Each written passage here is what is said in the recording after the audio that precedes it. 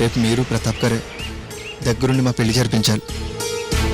నా మాట విని వెనక్కి వెళ్ళు.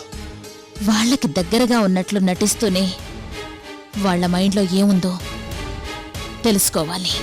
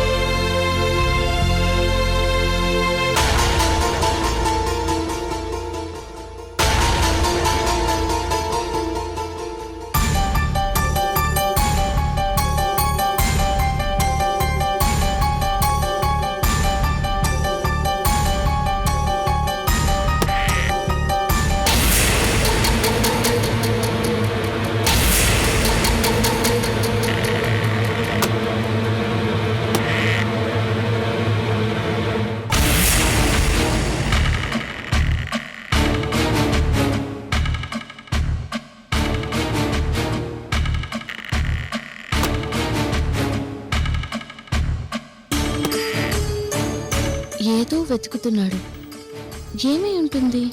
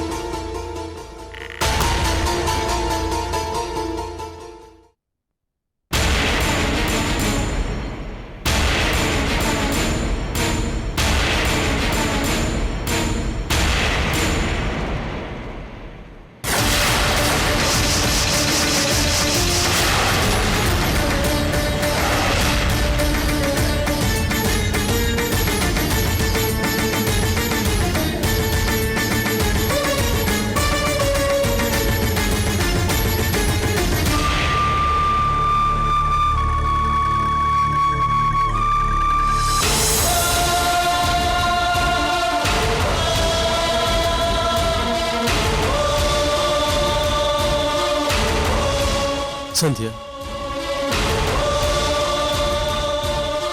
మన పెళ్లి రోజు నీలో కనిపించిన ప్రేమ, అభిమానం, నమ్మకం మళ్ళీ నీ కళ్ళల్లో చూడాలని ఉంది. ఆ రోజు ఎప్పుడొస్తుంది సంధ్య?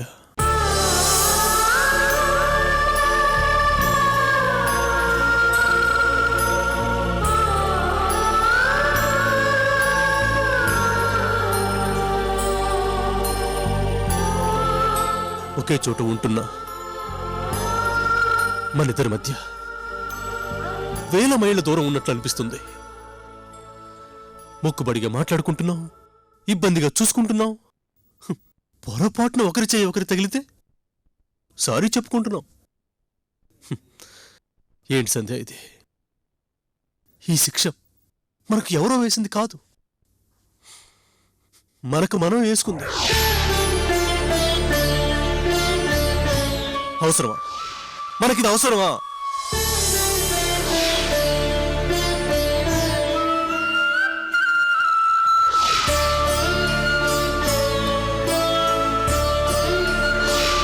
మనకు పిల్లలు పుట్టకుండా చేసి ఆ దేవుడు నిజంగా పెద్ద తప్పే చేశాడు. అది సరిపోలేదా?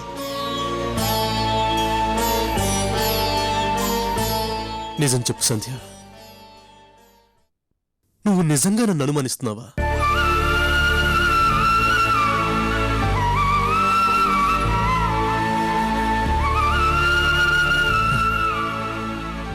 నేను తప్పు చేశానని మనస్ఫూర్తిగా నమ్ముతున్నావా?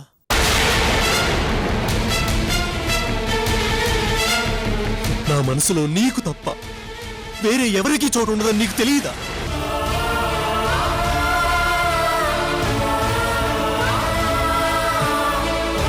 మరి ఎందుకు ఈ ఆత్మవంచన? ఒక్కొక్క క్షణం ఒక్కొక్క యుగంలా గడుస్తుంది సంధ్య. ఈ బాధ నేను ఇంక తట్టుకోలేకపోతున్నాను. I I can't take it anymore.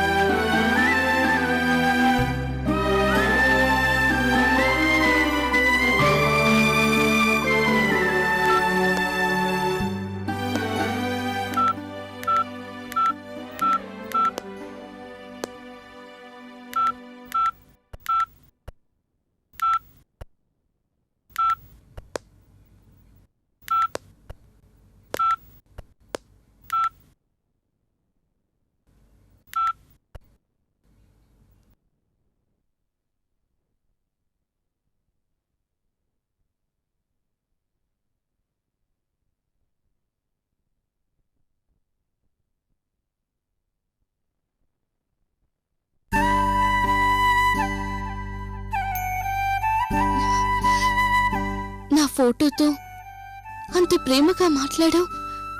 నేను ఎదురుకుండా వస్తే కనీసం నా వైపు కూడా చూడట్లేదేంటి ప్రతాప్?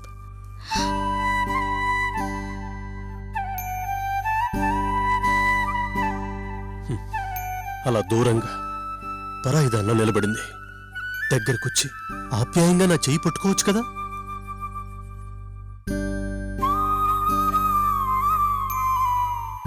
ఎంతైనా మగాడు కదా, న్యాచురల్ గా కొంత అహంకారం ఉంటుంది. పెళ్ళామే ముందు నాతో మాట్లాడాలి అనుకుంటున్నాడు. మేలీగో.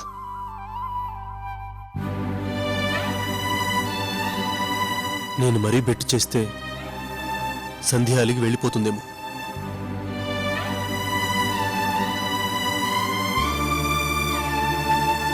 నేనిలా మౌనంగా ఉంటే ప్రతాప్ కోపంతో వెళ్ళిపోతాడేమో.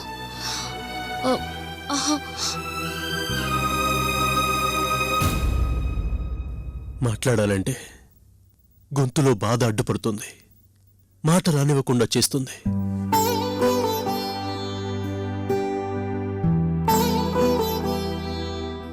ఏదోలా ఈ బాధను దిగమింగుకొని మాట్లాడేస్తాను. ఈ దూరాన్ని ఇక భరించలేను. నా వల్ల కాదు, నా వల్ల కాదు ప్రతాప్.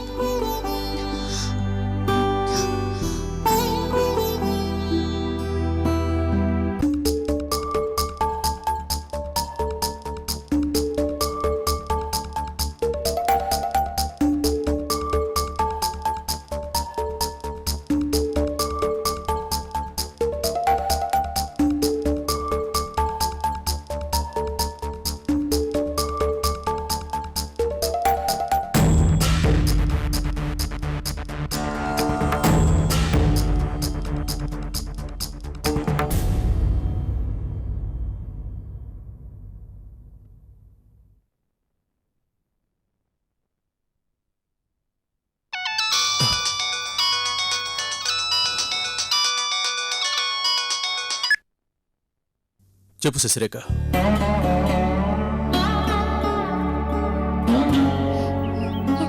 ప్రతాప్ గారు, అలామింగ్ న్యూస్. ఏంటది శశిరేఖ? మృణాలిని దేవికి గతం గుర్తులేదన్న విషయం సందీప్కి తెలిసిపోయింది. అవునా? ఎవరు చెప్పారు? అదే అర్థం కావటం లేదు. అసలు ఈ మాట నీకెవరు చెప్పారు? సందీపే చెప్పాడు. అక్కడితో ప్రాబ్లం అయిపోలేదు. సందీప్ ఈ విషయాన్ని మృణాలినితో కూడా చెప్పేశాడు. ఓ గాడ్, కొంపలు అంటుకున్నాయిగా.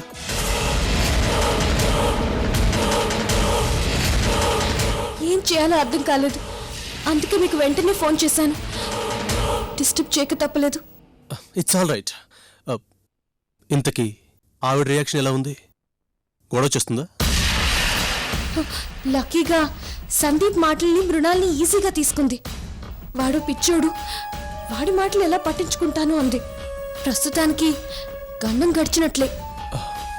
అవునా? We are lucky. కానీ ఏ క్షణమైనా డేంజరేగా. మృణాలికి మన మీద అనుమానం వస్తే మన గతేంటి? ఆ స్టేజ్ వచ్చేలోపు మనం మన పని పూర్తి చేసుకోవాలి. That's right. ఓకే, నేను నీతో మళ్ళీ మాట్లాడతాను. నువ్వు కేర్ఫుల్గా ఉండు, సరేనా? సరే, బాయ్.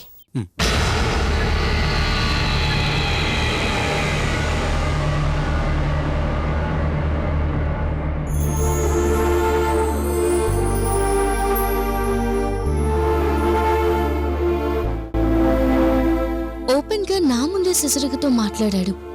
కానీ విషయం ఏంటో మాత్రం నాకు చెప్పడం లేదు. భార్య అంటే అంత ప్రేమన్నవాడు నా నుండి సీక్రెట్స్ ఎందుకు దాస్తున్నట్టు? అతను ఏం చేసినా తప్పులేదా? రూల్స్ అన్నీ నాకేనా? మరీ అంత పొగరు పనికిరాదు. శశిరేఖతో ఏం మాట్లాడుతున్నావు? ప్రాబ్లం ఏంటి అని డైరెక్ట్గా అడగొచ్చు కదా. నేనేమైనా పరాయివాడినా? కట్టుకున్న భర్తనేగా.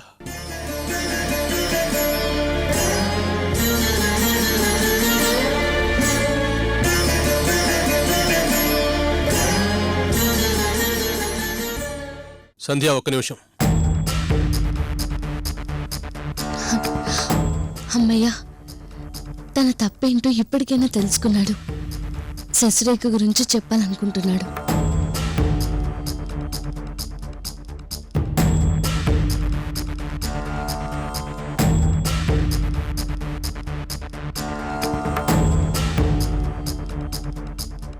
నిన్ను సూర్య కలిశాడంట కదా?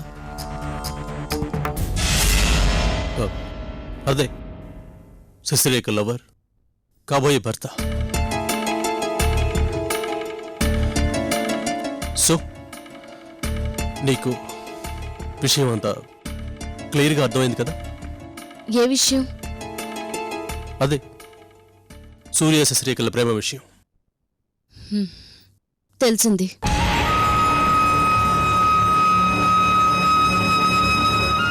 నువ్వు నాకు హెల్ప్ చేయాలి. ఏంటది? సూర్య శశిరేఖల ప్రేమ విషయం ప్రస్తుతానికి బయట ఎవరికి చెప్పదు. నీ మనసులోనే దాచుకో. ఆ విషయం బయటికి తెలిసిపోతే నేను చాలా ప్రాబ్లమ్స్ ఫేస్ చేయాల్సి వస్తుంది.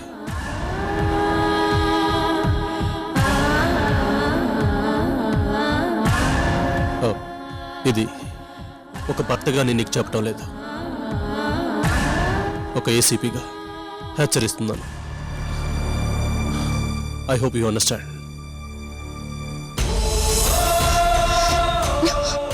చివరికి నాకు చెప్పే న్యూస్ ఇదా?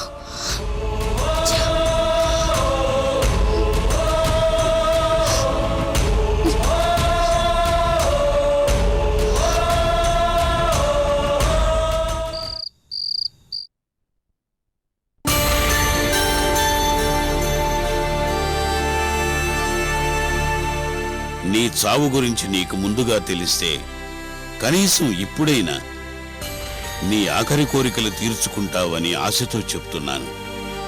మృత్యు ఘడియలు దగ్గరకొచ్చాయి, ముంచుకొస్తున్నాయి.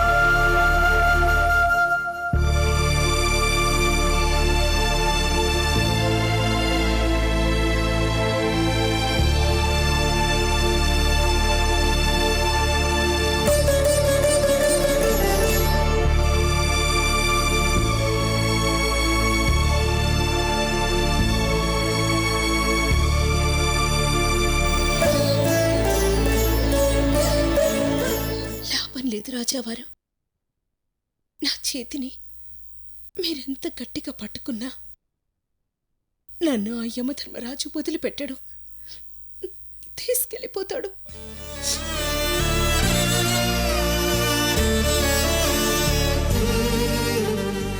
నేను మీ భార్యను. మీకు చెప్పకుండా, మీ పర్మిషన్ లేకుండా నన్ను అస్సలు తీసుకెళ్ళకూడదు కదా. కానీ ఆ మాత్రం మర్యాద కూడా మీకు ఇవ్వరు. రెప్పపాటులో నన్ను ఎగరేసిపోతారు. అప్పుడు మీరే చేయి వదిలేక తప్పదు రాజావారు.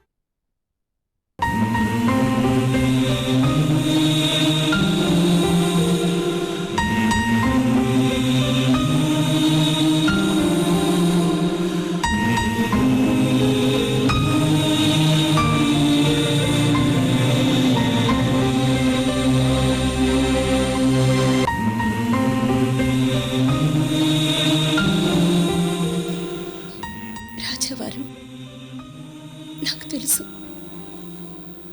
వచ్చే జన్మలో కూడా మీరు రాజేశ్వరీ దేవిని మీ భార్యగా కోరుకుంటారు.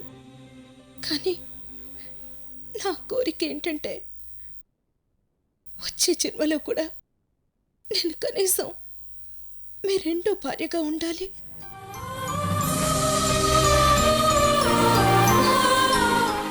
మీకు వచ్చే జన్మలో కూడా ఈ సవతుల పోరు తప్పదు రాజావారు.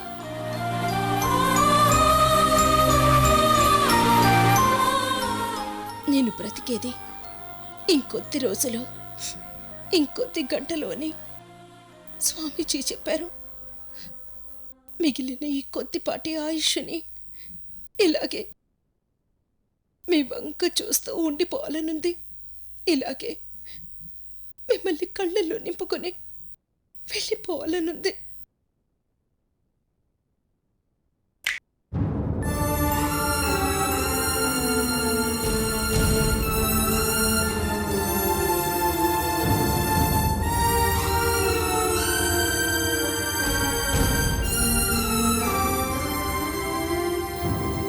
తప్పు కదూ, రాజావారిని డిస్టర్బ్ చేయొచ్చా? నేనున్నా లేకపోయినా రాజావారెప్పుడు ఇలాగే ప్రశాంతంగా ఉండాలి.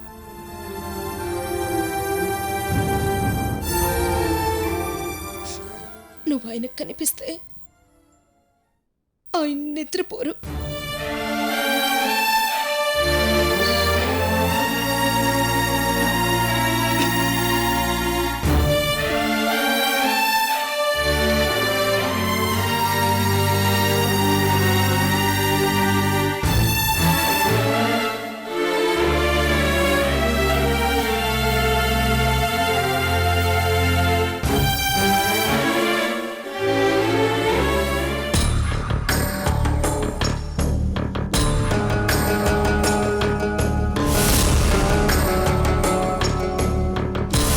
కట్టుకున్న మొగుడు మీద దౌర్జన్యం చేసి నమ్మిని ఇంటి కోడలుగా వచ్చిన రూపాన్ని బెదిరించి అన్యాయంగా, అక్రమంగా, కిరాతకంగా, రాక్షసత్వంతో లాక్కున్నావు. నీ వీక్ పాయింట్ అడ్డం పెట్టుకొని ఆ ప్రతాప్ శశిరేఖ నీతో ఆడుకుంటున్నారు. మన మధ్య గొడవ పెట్టి తమాషా చూస్తున్నారు.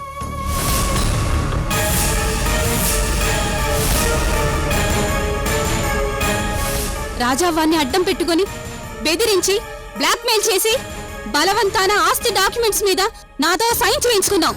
అదే నీ మంచితనం. గుర్తొచ్చిందా?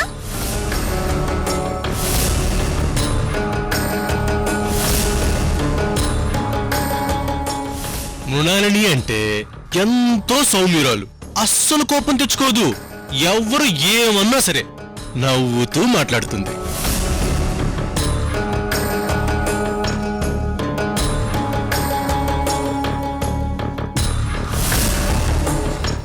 దేవుడా, ఏంటి నా పరిస్థితి? నా గతమేంటో నాకు తెలియకుండా చేస్తూ ఎందుకు ఇలా నాతో ఆడుకుంటున్నావు?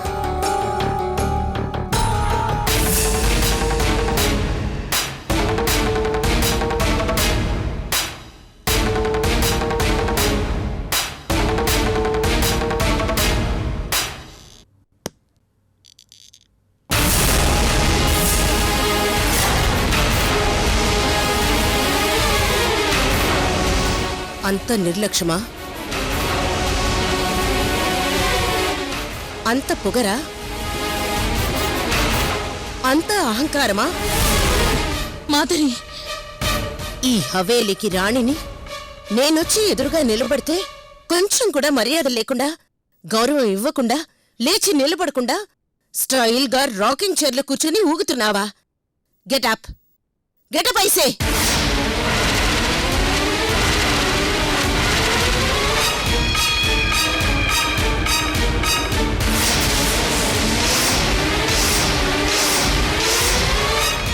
రాయిలా